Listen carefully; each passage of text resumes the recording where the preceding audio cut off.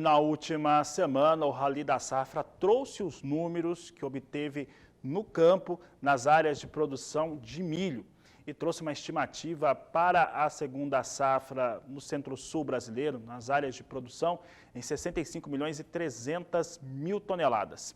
Sobre este assunto, nós vamos conversar agora com o coordenador do Rally da Safra, André Debastiani, que está aqui conosco. André, obrigado pela sua participação aqui no Agricultura BR, no canal do Boi.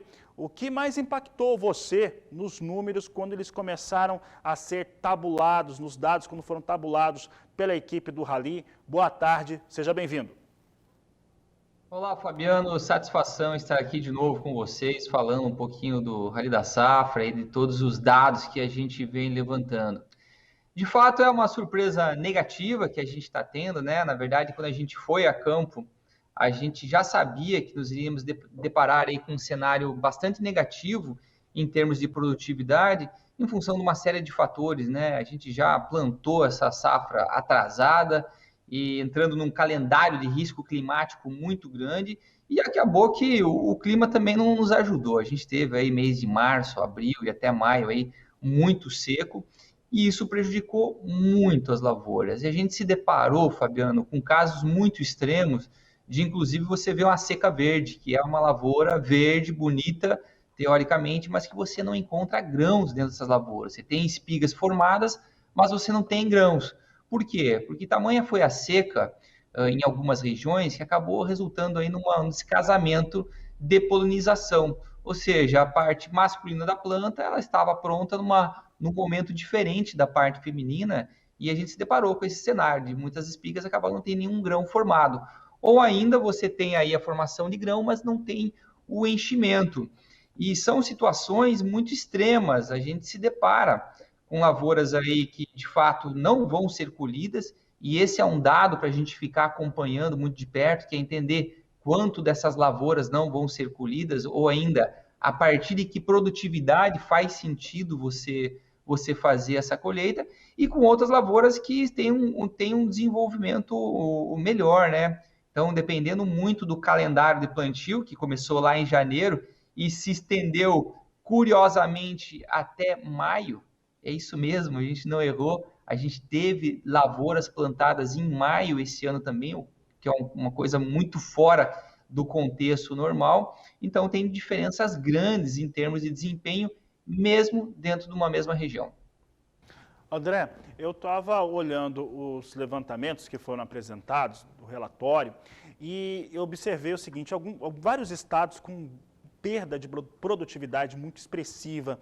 Aí destaco Minas, destaco Goiás, por exemplo, que teve perdas importantes, mas Paraná e Mato Grosso do Sul realmente muito aquém do potencial agrícola que tem e dos resultados dos últimos anos.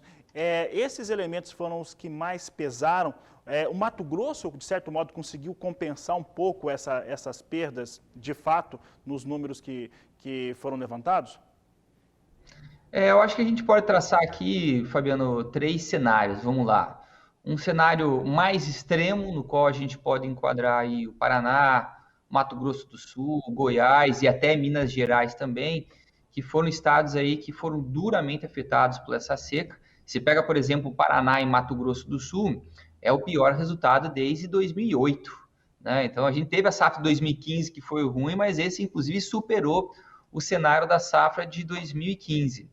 Depois, a gente pode colocar, talvez, em um outro contexto, o estado do Mato Grosso, porque o estado do Mato Grosso foi afetado também, mas quando a gente olha em termos de queda de produtividade, a gente está falando para o Mato Grosso em algo em torno de 14%.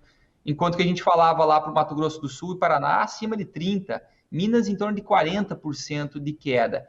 Então, dá para contextualizar o Mato Grosso num cenário um pouco diferente. Claro que mesmo dentro do Mato Grosso tem diferenças regionais, né? Você pega todo o sudeste do estado, a região de Rondonópolis, Tiquira, foram regiões mais afetadas, mas quando se olha, por exemplo, o oeste do estado, região de Sapezal, Campo Novo do Parecis, ou ainda o nordeste do estado, olhando lá mais para a Querência, são regiões que estão produzindo relativamente bem.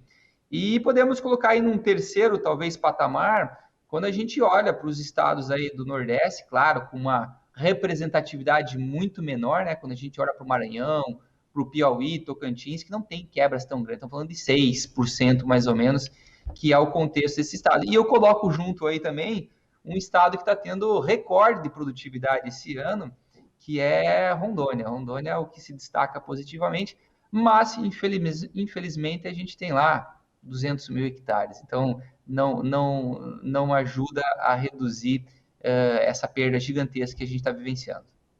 André, eu conversava com um produtor aqui do Mato Grosso do Sul há algumas semanas e que teve uma semeadura de milho extremamente atrasada na região de Bandeirantes, Sr. Paulo Vieira, e ele me dizia o seguinte, que ele conta que se tiver uma sorte conseguiria ter uma colheita pelo menos mediana, mas ele pensava também em cobertura de solo, em formação de palhada para a safra posterior que vai ser soja. Você acredita que alguns produtores agiram também e cultivaram mesmo com atraso, pensando na questão do chão, do solo mesmo, em termos de proteção?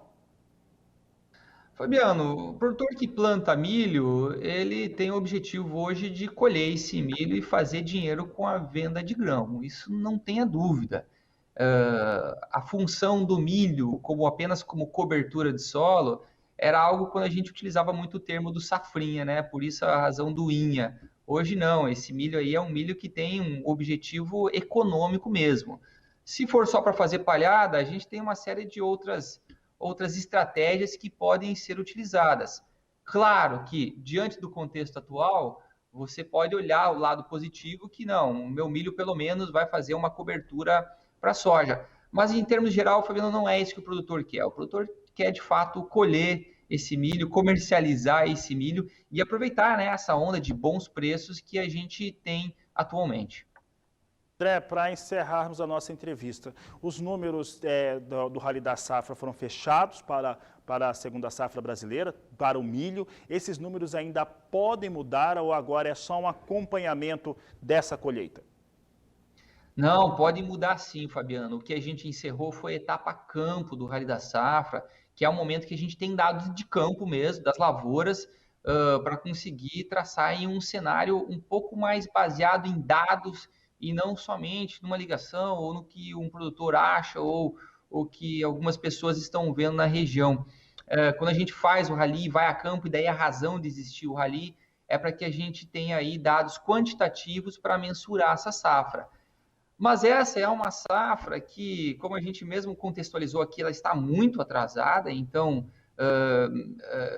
tradicionalmente, essa era uma época que a gente tinha já uma definição muito mais clara em termos de produção, e esse ano ainda não, ainda tem muita coisa para acontecer. Como eu havia comentado antes, tem plantio em abril e tem plantio em maio, então imagina só a quantia que tem aí de água para passar debaixo da ponte para definir o potencial dessas lavouras. Essa semana mesmo nós temos aqui previsão de geada em várias regiões do Brasil, né? E que certamente, se forem fortes as geadas, afeta mais uma vez a produtividade. Então, esse número do rally ele vem trazendo todo um contexto, o que aconteceu agora, muitas observações quantitativas que a gente fez a campo e qualitativas junto com a conversa com produtores, mas esse número não é final, não. O número final é só depois que a gente consegue colocar toda a produção aí dentro do armazém.